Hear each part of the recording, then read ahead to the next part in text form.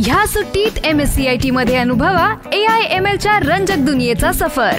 MSCIT आंतरराष्ट्रीय दर्जेचा परिपूर्ण computer course. आजच MSCIT ला प्रवेश निश्चित करा। MSCIT course powered by AI। शनिवार दिनांक 6 एप्रिल रोजी उरण शहरात दुचाकीवर घरी परतणाऱ्या पती पत्नीला आपल्या क्रेटा कारनं ठोकर मारून जय घरत गेले अनेक दिवस फरार होता।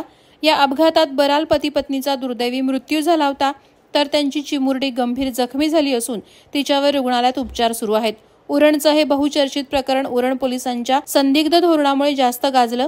पोलिसांनी या घटनेचा तपास योग्यरित्या केला नसल्याचा सूर जनमानसात उमटत होता। याबाबत जय घरत याच्या मार्फत जिल्हा सत्र न्यायालय पनवेल येथे अटकपूर्व जामीन मिळवण्यासाठी प्रयत्न सुरू होते। त्यानंतर उच्च न्यायालयातही जय घरत यांच्या वकिलांना न्यायालयाने फटकारल्याने त्यांनी जामीन अर्ज मागे घेतल्यानंतर जय घरतला अटकेशिवाय पर्याय नव्हता। आज दिनांक 1 मे रोजी जय घरतला उरण पोलिसांनी अटक केल्याने अपघातात मृत्यू पावलेल्या बराल पती पत्नीला तसंच दवाखान्यात उपचार घेत असलेल्या त्यांच्या चिमुकल्या परीला आता तरी न्याय मिळेल असा विश्वास उरणच्या जनतेला वाटत आहे। वादळवारा लाईव्हसाठी न्यूज ब्युरो उरण।